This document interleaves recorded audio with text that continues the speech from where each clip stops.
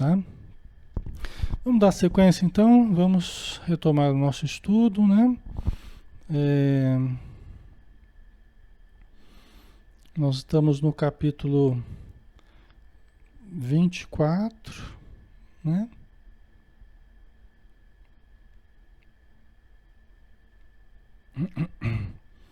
Vou ver aqui.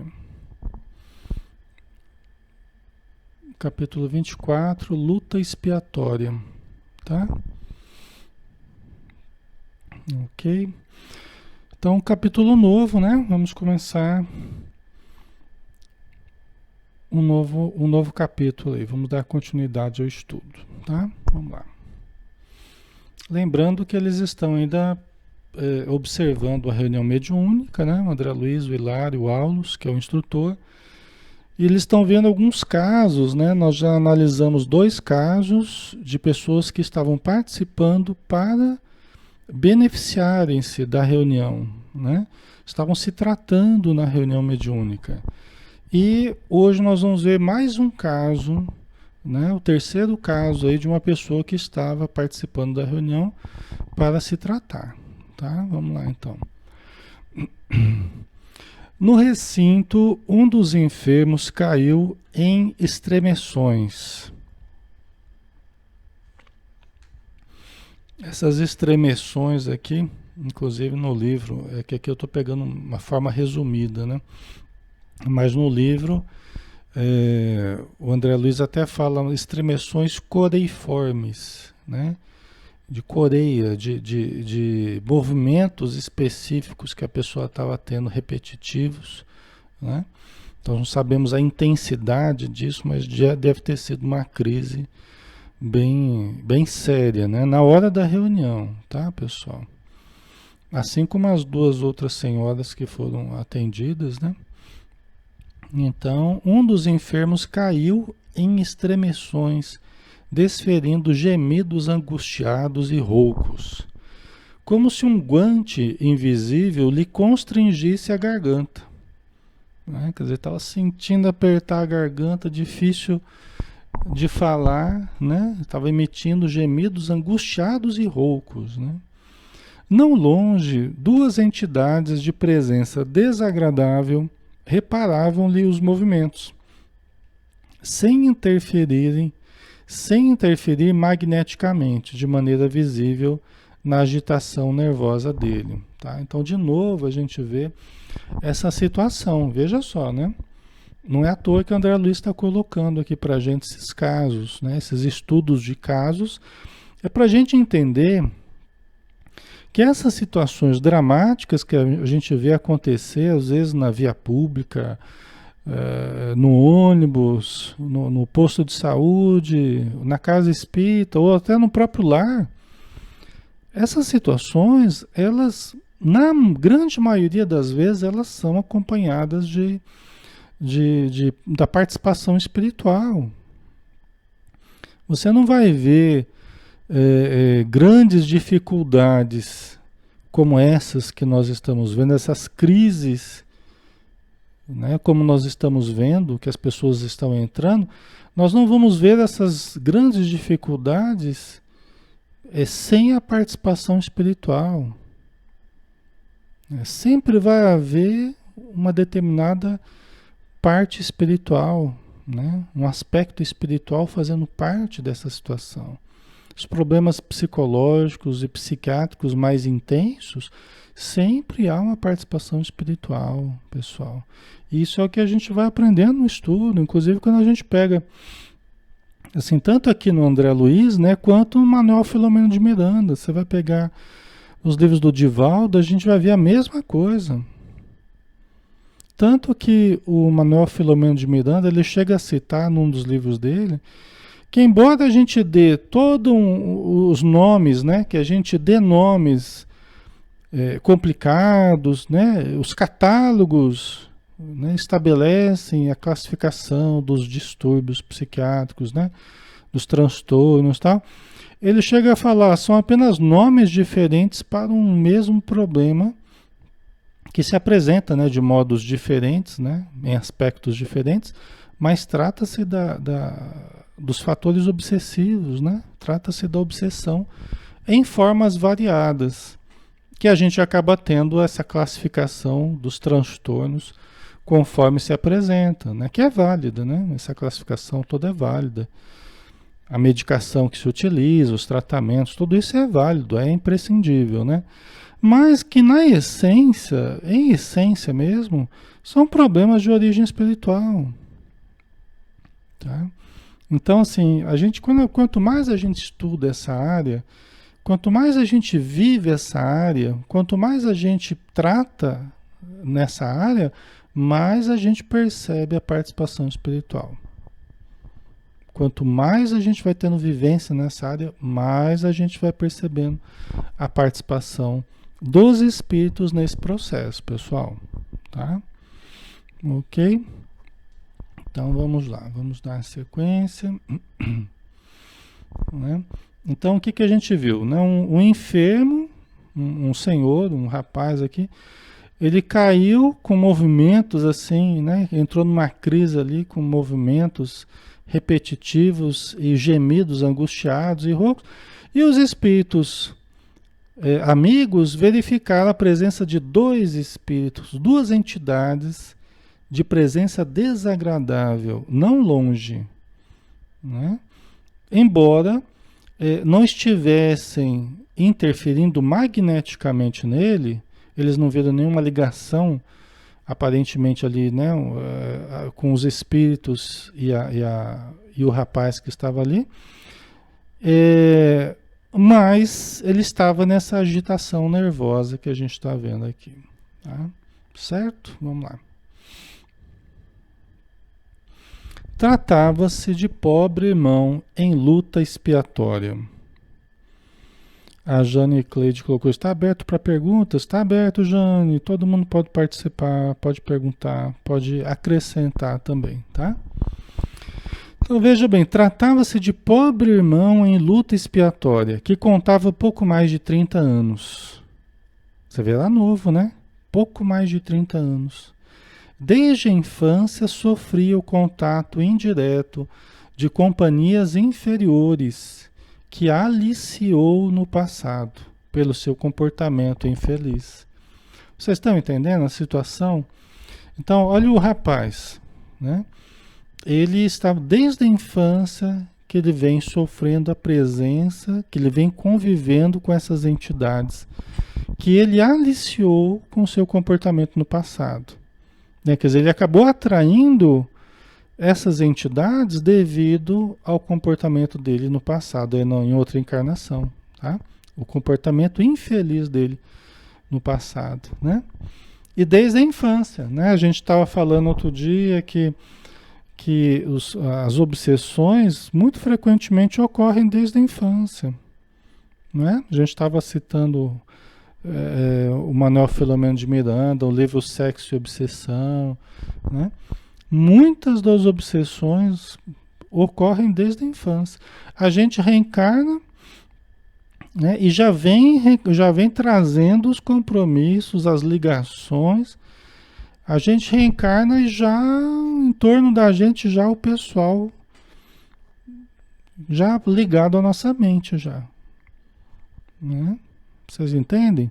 A gente reencarna e às vezes a própria encarnação, a própria gestação já foi complicadíssima. Muitas vezes já é complicadíssima. Por quê? Porque esses mesmos espíritos às vezes já lutavam para não conseguir, né? Para a pessoa não conseguir reencarnar. E é problema que surge no corpo da mãe, é problema que surge na própria criança, é a placenta, é a pressão da mãe, é a pressão familiar, os problemas em torno, é o marido que não quer assumir, ou quer assumir, né? E muitas vezes já em função da influência já das entidades que querem complicar ao máximo, até para que não venha a dar certo a gestação, o parto, o nascimento, tal, né? Até porque esses nossos inimigos, as pessoas que a gente prejudicou, elas não aceitam muitas vezes que nós tenhamos a oportunidade que elas não tiveram. Ok? Está fazendo sentido para vocês? Muitas dessas entidades, elas não aceitam que nós tenhamos uma oportunidade. Mas como assim, Alexandre? A oportunidade de ter uma nova família, um novo corpo, esquecer do passado, estudar, trabalhar, casar de novo, ter família, esse tipo de coisa, né? Tudo que a gente pode usufruir numa nova vida, né? Esses que nos odeiam, eles não querem que nós tenhamos isso. E já tentam prejudicar desde a gestação, tá?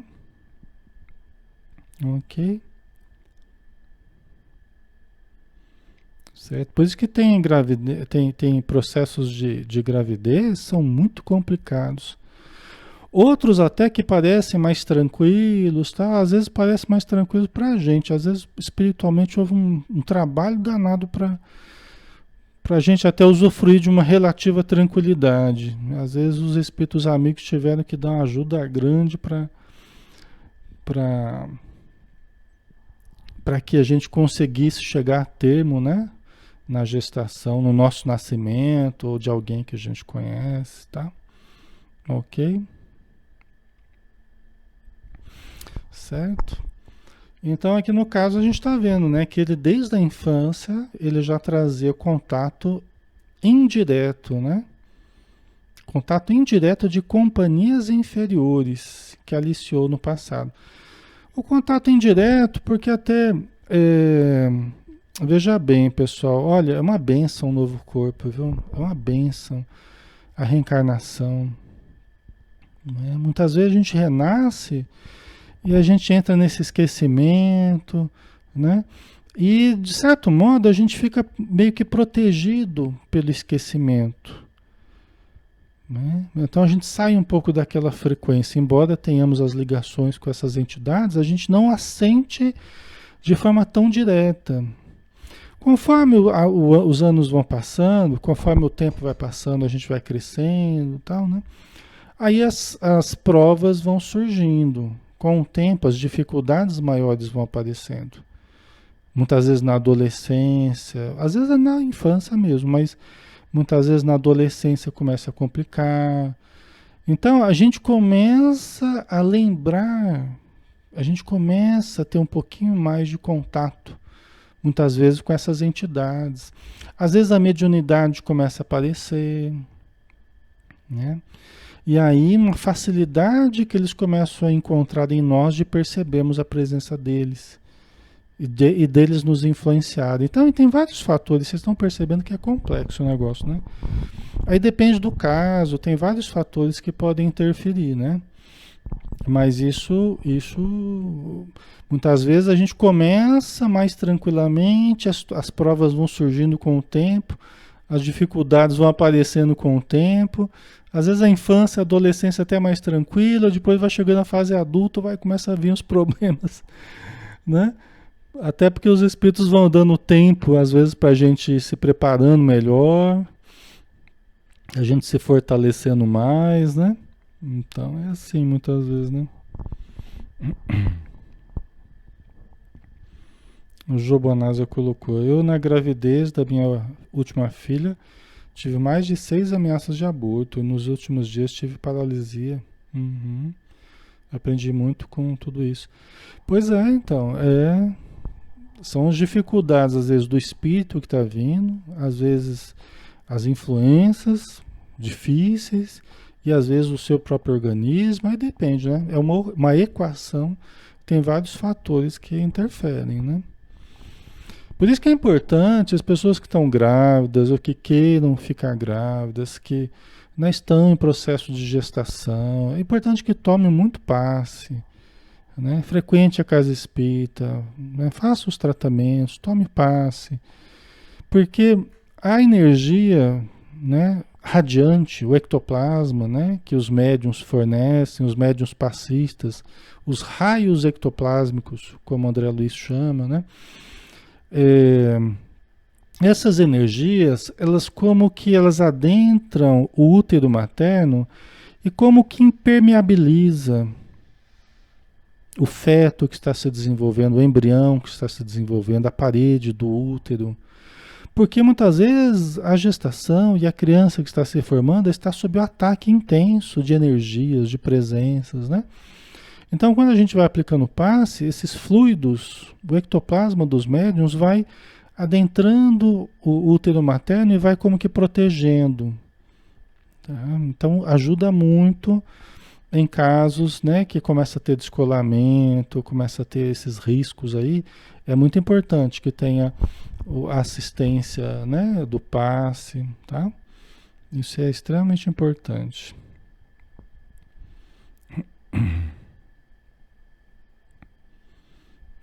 Ok. A Rose colocou aqui. Por que nosso anjo da guarda não interfere nas maldades dessas influências quando criança? Veja bem, Rose, a questão é a seguinte. É, eles nos ajudam muito, os bons espíritos nos ajudam muito, tá? Todos nós temos essa ajuda, principalmente até os 7 anos. Nós temos uma ajuda adicional, conforme a gente vê na obra do André Luiz, principalmente no livro Missionários da Luz, tá? Que é o terceiro livro do André Luiz. Então a gente vê que principalmente até os 7 anos nós temos um auxílio dobrado aí, nós temos um auxílio muito maior. Por quê? Porque nós temos uma existência muito mais fragilizada, tá? Mas nós temos, né?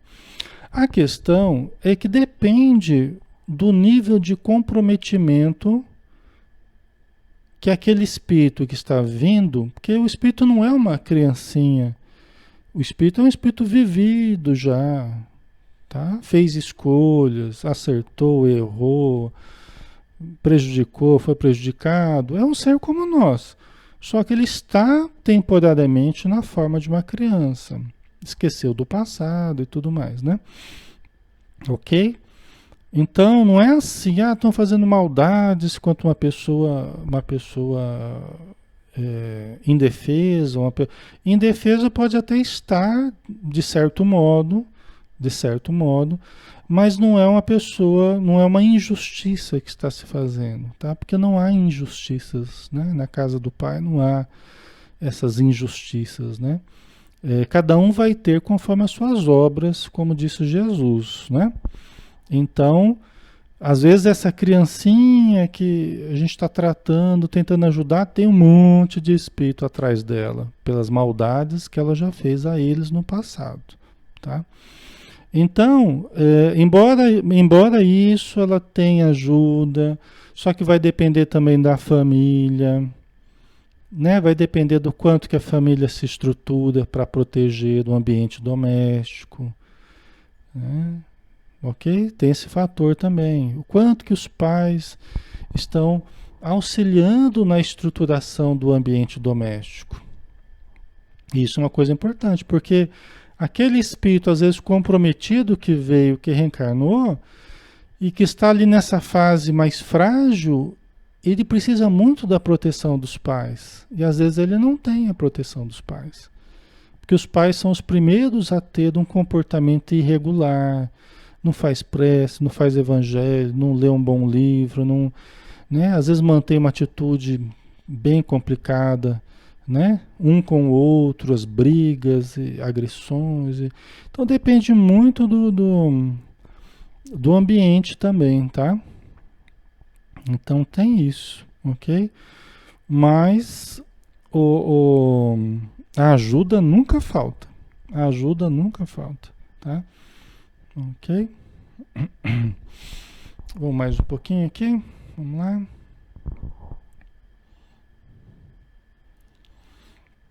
Ok, então ele tinha um contato indireto com essas entidades, né? Que ele acabou atraindo, né? Aliciando no passado pelo seu comportamento infeliz, né? Quando experimentava a vizinhança daqueles amigos transviados, com os quais conviveu largamente antes de regressar da carne, refletia-lhes a influência nociva, entregando-se a perturbações histéricas que lhe sufocavam a alegria de viver. Tá? Então vamos lá, vamos por partes aqui, né? Então, quando se aproximavam, isso desde a infância, tá? Desde a infância. Quando se aproximavam esses espíritos, né? Quando ele sentia a proximidade desses espíritos, né? Desses amigos transviados, quem que eram esses amigos transviados? Aqueles com os quais ele conviveu largamente antes de regressar à carne. Como assim, Alexandre, conviveu largamente antes de regressar à carne? No umbral, nas regiões inferiores, né? Então essa pessoa, desse rapaz, né, deve ter desencarnado, ficou um bom tempo nas regiões inferiores, acabou se vinculando a entidades de baixa condição, onde permaneceu um largo período, pelo que dá a entender aqui, né? Onde ele conviveu largamente antes de regressar à carne, né? Então ele passava a refletir no comportamento dele, na vida dele, talvez até organicamente, refletia-lhes a influência nociva, entregando-se a perturbações histéricas que lhe sufocavam a alegria de viver, né? Então aqui ele tinha manifestações histéricas. O que que é isso, né? A histeria, que foi estudada por Freud e por outros, né? Pode ser conversiva em forma de sintomas físicos, ou pode ser ansiosa em forma de crises nervosas, vamos dizer assim. Tem crianças que têm crises nervosas, que têm ataques, né? Que têm ataques de ansiedade, de irritação, de nervosismo, né? Que muitas vezes é o reflexo da presença desses espíritos infelizes, né? Entendeu? Que sintoniza com elas. Então, a histeria pode ser conversiva em forma de sintoma físico e ansiosa em forma de ansiedade, né? Em forma de um comportamento mais irritável, mais nervoso, né? Tá? Então, ele tinha essas coisas, ele tinha essas dificuldades, ó. Mas que era o quê? Era o reflexo da percepção da presença desses espíritos infelizes com os quais ele já havia convivido. Tá? Por vezes a gente se depara com essa situação.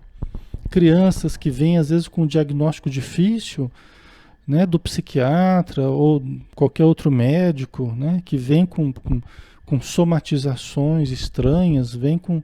Às vezes é até difícil do médico diagnosticar. Às vezes a gente começa a conversar com o pai e com a mãe, tem contato com a criança, começa a analisar, né? E como a gente já conhece dessa relação espírito-matéria, né, mente e corpo e tal, a gente já começa a fazer uma análise mais transpessoal, mais espiritual, vamos dizer assim, e com grande chance de acertar, né? Já analisando sob esse ponto de vista. Às vezes de certas presenças que estão ali já rondando a criança, né? Às vezes a criança de hoje já pode ter sido um suicida do passado, né?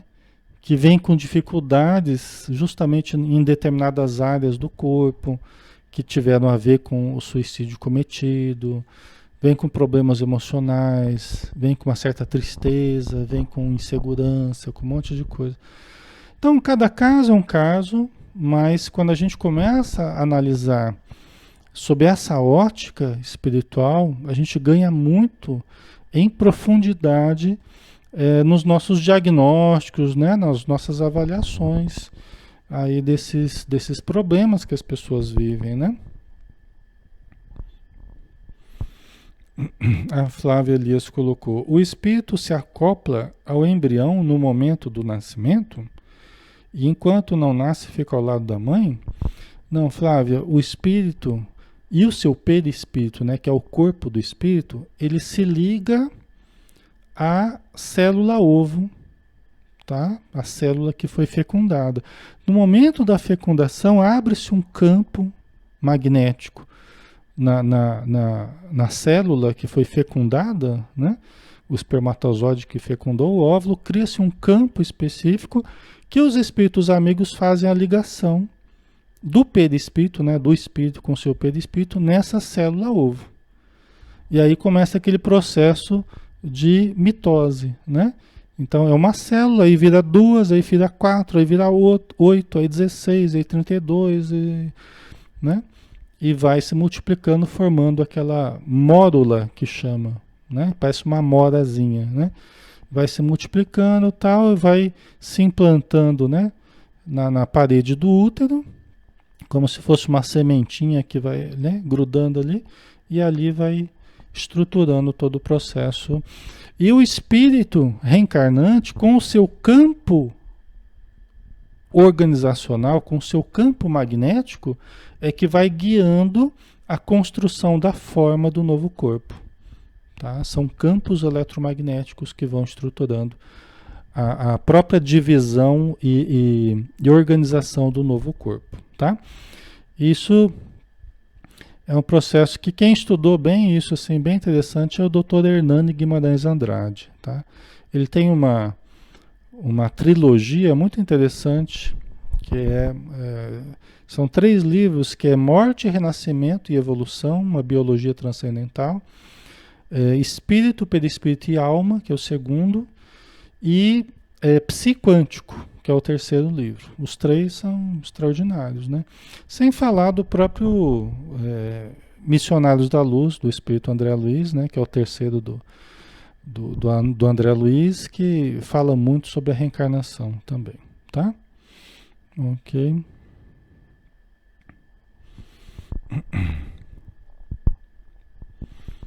A Vilani colocou, muitos veem como neto e como deficiência, pode ser débitos do passado. Sim, né, Vilani? Esses casos todos, né? Que a pessoa vem com dificuldades, são questões do passado, né? Aqui no caso a gente vê a expiação, né? Falou que ele está em grande luta expiatória. Inclusive o título do nosso capítulo hoje é luta expiatória, né? A Joana de Anjos explica que nós passamos por inúmeras provas, mas quando a gente lida mal com as provas, aí vem a expiação. Entendeu? Aí vem a expiação. A expiação é o remédio drástico. E frequentemente no corpo, porque não vai conseguir mudar. Entendeu? Os fatores expiatórios nós não vamos conseguir fugir. Eles vêm no corpo. Entendeu? As provas a gente consegue fugir, consegue mudar, passa bem, passa mal pelas provas, mas as expiações são aqueles remédios amargos que a gente toma. É o remédio amargo. Né? É aquilo que para o cidadão não fugir. E ainda assim, às vezes, ele tenta fugir, né, pela via do suicídio e tudo mais. Tá? Então, essas limitações físicas são limitações expiatórias, né? São limitações expiatórias. Ok. Vamos lá?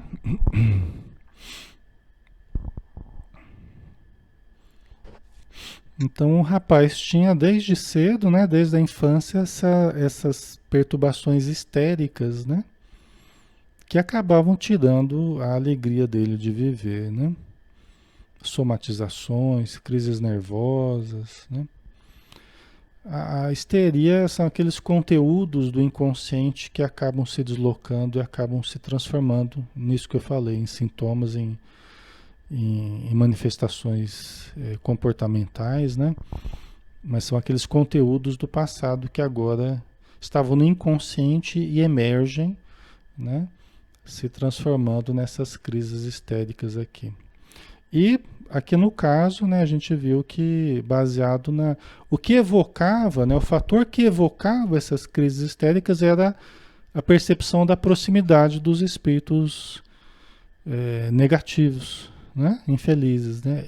Era a presença deles que evocava esses conteúdos dentro do paciente aqui, tá? O gatilho aqui, né?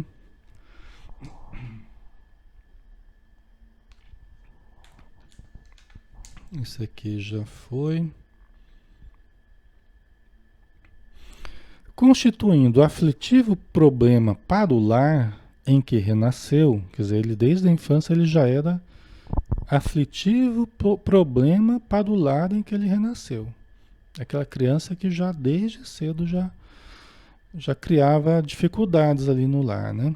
Vivia desde a meninice de médico a médico, né? Então vocês estão fazendo uma ideia, né? Quer dizer, a mãe e o pai levavam para vários médicos, né? Tentando uma solução, tentando um alívio. Então aí geralmente é o que acontece, né? Nesses casos de influência espiritual, acontece muito isso. A pessoa fica de médico em médico e os próprios médicos têm dificuldade de entender tamanha complexidade do caso e até porque os tratamentos muitas vezes não dão certo. Porque a origem do problema não é eminentemente fisiológica, a origem é transcendente. Né? Ela se radica em conteúdos que estão dentro da pessoa, no inconsciente da pessoa e também a sintonia com os espíritos infelizes, né? Então pode até encontrar algum alívio nos remédios, nos tratamentos que ajudam, mas não resolve o problema, né? Depende da gravidade maior ou menor em que está se constituindo o problema, né? Ok? Os tratamentos dolorosos e difíceis, como a insulinoterapia, né? E o eletrochoque, que haviam sido empregados em seu benefício, castigaram-lhe profundamente a vida física, né? Aí provavelmente quando ele cresceu, né, começaram a utilizar o choque insulínico, né, que foi um dos recursos que eles utilizaram nos tratamentos psiquiátricos, junto com o eletrochoque mesmo, né, de aplicação da energia elétrica do choque, né. Ambos causavam algum benefício, geravam algum benefício, não é à toa que foram amplamente utilizados, é porque de alguma forma era um estímulo para os centros energéticos do perispírito, né, do sistema nervoso. Então esse impacto, esse choque, ele causava gerava alguns benefícios, mas tinha os inconvenientes também, né? Era um processo doloroso e repetida vez, sendo utilizado repetidas vezes, acabava causando prejuízos muito grandes para o próprio sistema nervoso, tá? Então eles tentaram, né, esses recursos, mas castigou profundamente a vida física dele. Esses recursos, como eu estava dizendo, quando a gente vai repetindo muito, eles vão prejudicando muito a saúde física, né? Tá? A gente já viu vários casos assim, né? Que as pessoas... Hoje é um pouco mais difícil, né? Porque os remédios são mais elaborados, né? Mais sofisticados, mais complexos, né? Com efeito mais específico, né? Mas no passado a medicação mesmo era uma medicação que causava danos muito profundos, né? Então a gente pôde conhecer dessa época ainda muitas pessoas que tomavam medicações pesadas e acabavam sofrendo prejuízos também grandes ao longo do tempo, né? Hoje em dia também há esses prejuízos, mas hoje já está melhor a situação, né? Foi o que propiciou, inclusive, o processo de deshospitalização, né? Foi o que permitiu, né? Foi a presença dos remédios mais elaborados aí, né?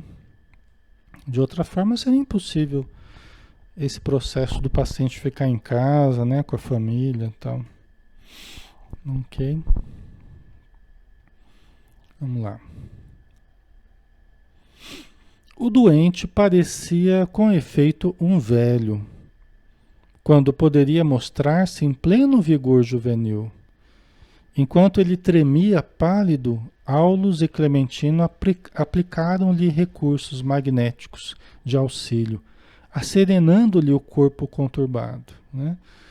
Então ele estava parecendo um velho. Então eu já vi muitas pessoas assim, né? Às vezes com pouca idade e a pessoa estava numa condição, realmente parecia um velho, né? tão desgastado que estava em função das crises, em função dos problemas emocionais, em função das medicações, dos internamentos, né? Então, isso realmente acontece, né?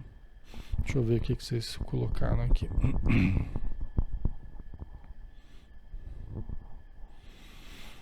Lembrando, pessoal, que nós sempre lembramos de todos vocês, tá? Sempre lembramos nas reuniões mediúnicas, né? A gente faz de segunda, quarta e sexta, e às 20 horas, né? E quem quiser se manter em oração, né? Lembrando da gente pedindo ajuda, pode se manter, né? A gente sempre lembra de vocês, pedindo que a espiritualidade auxilie os casos que estão aí, né? Sendo colocados e vocês às vezes falam das dificuldades, né? A gente tem sempre lembrado de vocês com muito carinho, tá? Ok.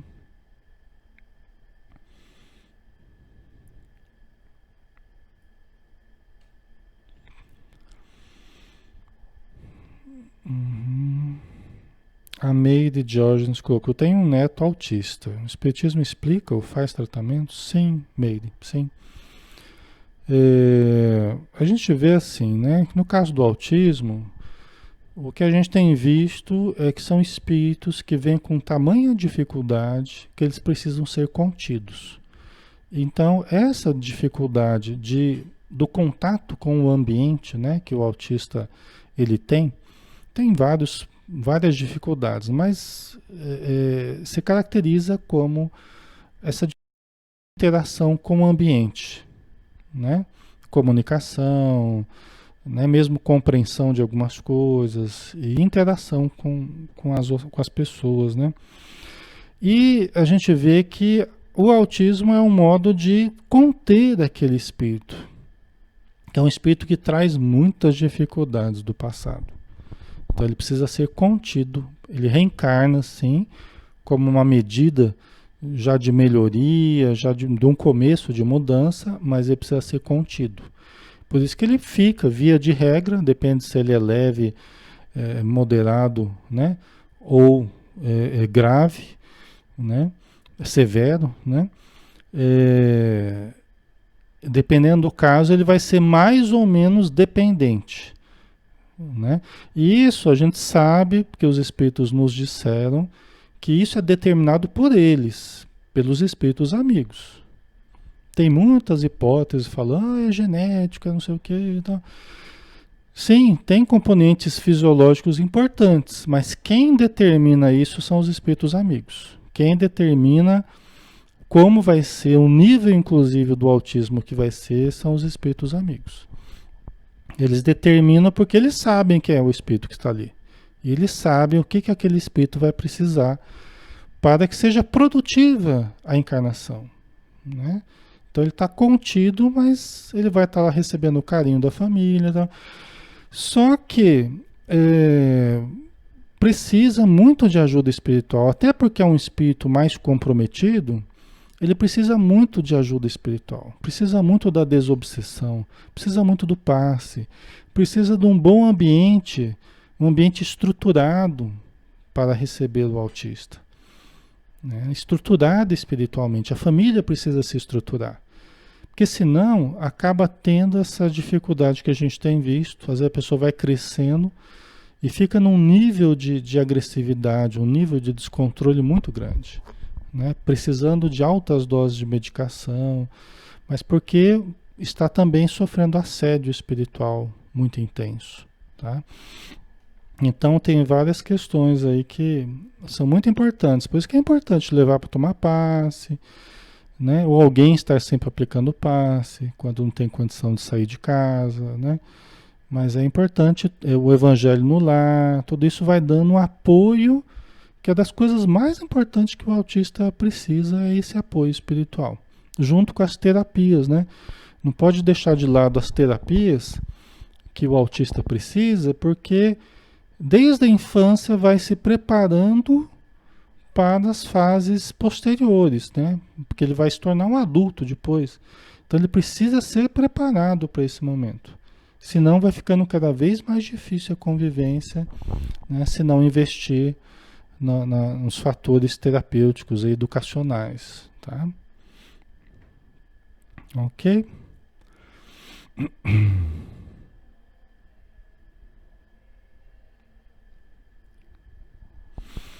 Então vamos lá.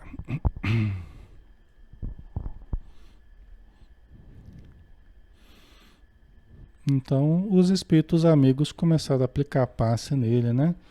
Para ele se acalmar.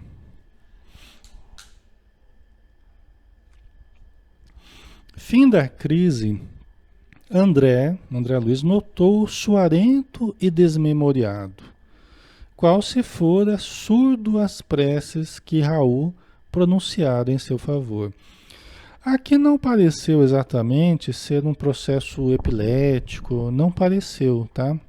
A princípio poderia até parecer, porque ele estava tendo movimentos repetitivos, tal, poderia parecer, mas aqui eles não falaram, né? No capítulo eles não falaram aqui a respeito de convulsão, de epilepsia, eles não falaram não, né? Então, dá a entender que não era exatamente isso, mas parecido, né? Ele voltava da crise, suarento, desmemoriado, como se ele nem tivesse escutado as preces que Raul, o doutrinador, tinha pronunciado em seu favor. A apatia do enfermo permaneceu até o término da sessão. Quer dizer, ficou depois lá meio sem energia, meio apático, né? Meio parado até o final da sessão. E sua melancolia e introversão contrastavam com a esperança e o encorajamento que se viam nos demais enfermos atendidos na reunião, né? Quer dizer que no final André Luiz até percebeu que o estado dele contrastava com o bem-estar que os demais estavam sentindo. Inclusive aquelas duas senhoras lá, que nos capítulos anteriores elas tiveram uma crise também durante a reunião e foram atendidas, tal, né? Mas elas estavam melhor, né? O grupo todo estava ali satisfeito e só o rapaz estava lá naquela apatia, né? Que contrastava, né, com a situação dos demais, né? Certamente devia ser um quadro mais grave, né? Provavelmente aqui.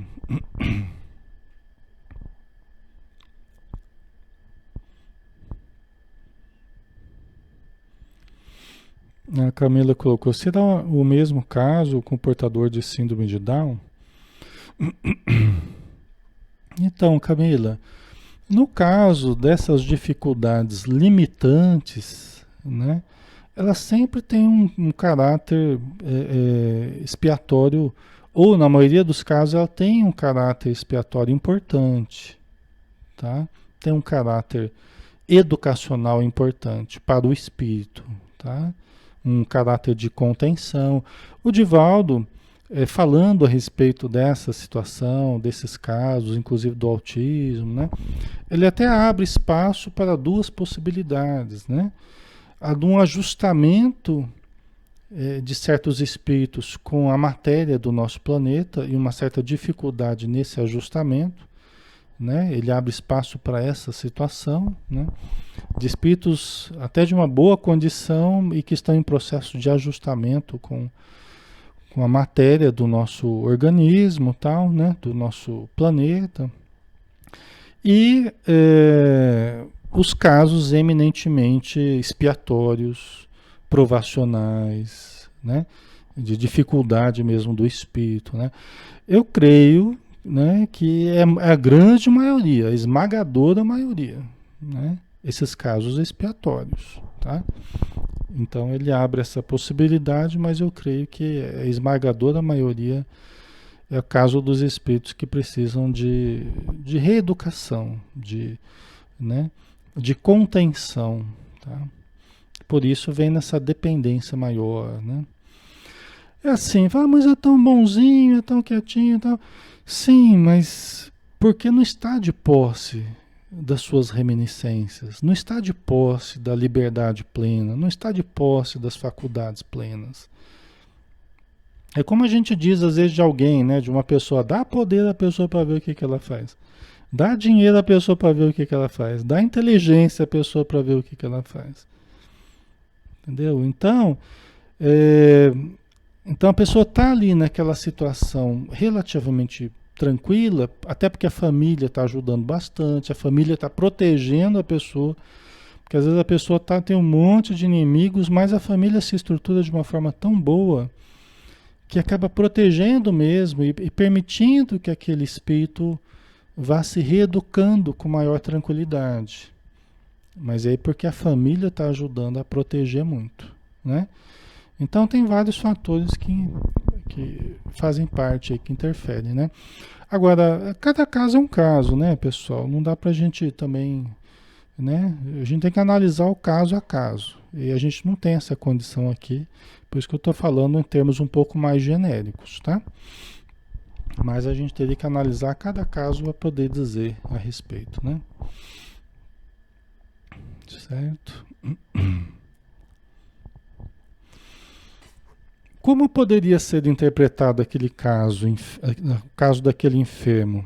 Esta pergunta de Hilário se fundamentava no fato de que o doente não se desdobrou nem assimilou emissões fluídicas de qualquer entidade desencarnada. Né? Quer dizer, o Hilário perguntou porque ele não viu ele se desligando do corpo, quando é até um processo de incorporação, por exemplo, né? Um processo mediúnico, você vê o encarnado, ele meio que se desloca do seu corpo físico, tem um desdobramento, né? Que é comum nos processos de psicofonia. Então ele não viu esse desdobramento, ele também não viu o encarnado recebendo energias das entidades que estavam próximas, né? Então ele estava perguntando, né? Como é que ele poderia entender aquele caso ali, né? Aí vamos ver a resposta que o Aulus deu. O enigma de nosso irmão, elucidou Aulus, é de natureza mental, considerando-se-lhe a origem pura e simples, mas está radicado à sensibilização psíquica, tanto quanto às ocorrências de ordem mediúnica. Tá? Veja bem, o que ele está dizendo? No fundo, a situação é de origem mental. Okay? Não é um problema do corpo exatamente, é de origem mental. Tá? E assim como na mediunidade, isso se radica na percepção dele. Por que na percepção dele? Porque de algum modo ele está detectando a presença dos espíritos ali por perto. E desde a infância, quando os espíritos estavam por perto ali, ele manifestava certas atitudes, certos sentimentos, certos comportamentos, entrava em crise.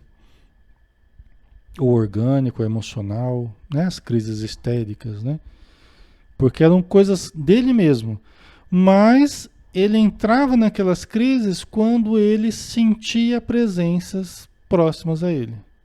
Não eram as presenças que incorporavam e aí ele tinha a crise. Não. Era a percepção das presenças. Vocês entendem a diferença? Então a percepção da presença fazia com que certos conteúdos dele viessem à tona, né? E aí ele entrava em crises, né? Manifestava essas crises histéricas aí, certo? É uma hipersensibilidade, né? Ok. E aí até perguntado, né? O enfermo poderia ser considerado médium, né? E antes disso, antes da gente ver a resposta a essa pergunta, né? Vocês entendem que isso repetidas vezes desde a infância vai criando um reflexo condicionado. Vai criando um reflexo condicionado. O que é o reflexo condicionado? Mediante um certo estímulo, você vai acostumando a uma certa reação. Entendeu? Você vai se acostumando psiquicamente e fisicamente a uma certa reação a determinados estímulos. Os estímulos aqui são a presença dos espíritos obsessores, dos espíritos infelizes, né, com os quais ele conviveu na região do umbral. Então basta a simples aproximação que ele entrava nas crises. Só que isso, repetidas vezes desde a infância, vai criando um reflexo condicionado. É a mesma coisa que acontece nos casos de epilepsia. Tá? Embora aqui, né, eu coloquei essa questão, né, parecia, mas não foi citado nada nesse sentido, mas na verdade é muito parecido mesmo, porque é isso que acontece nos casos de epilepsia. Tá? A pessoa entra, quando ela percebe, ela sente a aproximação de determinada entidade, ela leva um susto, né? Entre aspas, ela leva um susto, entra em circuito fechado, como uma espécie de fuga. Ela entra neurologicamente num circuito fechado. Aí começam as convulsões, né? Todos os sintomas que acompanham esses fenômenos aí, tá? Aqui no caso era um pouco diferente, né? Ok, no caso dele aqui. Mas a origem estava nessa sensibilidade a essas presenças aqui. Aí o enfermo poderia ser considerado médium? Foi o que perguntado para o Aulus, né?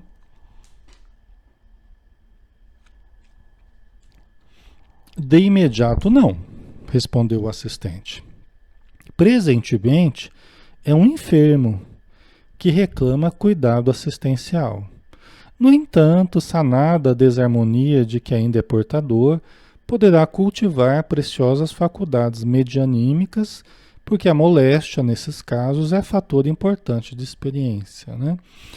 Ele poderia ser considerado um médium na acepção ampla do termo? Sim, como todos nós somos médiums na acepção ampla do termo, né? Na verdade, essa percepção que ele tinha da presença que estava ali demonstrava uma percepção mediúnica, né? Embrionária, né? Mas aqui o Aulo está dizendo é que não se prestaria no momento para ser trabalhado como um médium que viesse a produzir com a sua mediunidade. Né? Na verdade é isso que ele está dizendo. Né? Ele não é um médium na acepção estrita do termo, que estava entrando num transe mediúnico, ou que teria condições de trabalhar mediunicamente. Não é essa a situação dele no momento. Tá? Não é a necessidade dele no momento. Tá? E nem há possibilidade para isso. Né? Ele é um enfermo que reclama cuidado assistencial. No entanto, sanada a desarmonia de quem ainda é portador, poderá cultivar preciosas faculdades medianímicas, porque a moléstia, nesses casos, é fator importante de experiência. E a moléstia poderia até facilitar futuros trabalhos. Por quê? Porque a dor, ela tem essa característica, ela vai nos preparando, ela vai preparando o instrumento, ela vai sensibilizando o instrumento. Né? Ela vai nos sensibilizando como seres humanos. Nós passamos a buscar ajuda, a buscar conhecimento, a buscar participação. E aí nós vamos nos preparando naturalmente para futuramente adentrarmos mesmo o universo do trabalho, né, da assistência mediúnica. Ele está num grupo mediúnico, está recebendo assistência, mas ele não pode ajudar propriamente. A não ser como oportunidade dos demais fazerem o bem, dos demais exercitarem a paciência, orientarem ele, auxiliarem e tal. Aí ele presta um benefício, né? Mas só nessa condição no momento. Né? Mas essa participação ela pode prepará-lo para o futuro.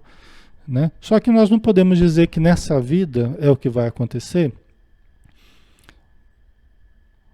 Menos provável, eu não posso dizer, mas acho menos provável que nessa encarnação isso aconteça. Né? Pode vir a ocorrer, dependendo do caso, pode. Mas essa moléstia, essa dificuldade que ele está vivendo, provavelmente deve acompanhá-lo ao longo da sua existência. Provavelmente. Né? Mas nós teremos outras encarnações. E o que ele não conseguir fazer nas outras ele vai continuar. Tá? Certo? Ok. Pessoal, nós já estamos já nosso horário avançando, né? Nós vamos dar uma paradinha por aqui no nosso estudo, né?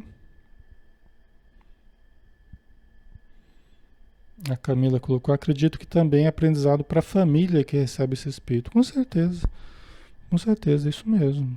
É para ele e para os familiares, né? E frequentemente os familiares tiveram responsabilidade também no comportamento dele, né? Então as coisas acabam se encaixando, né? Perfeitamente. Na lei divina é assim, né?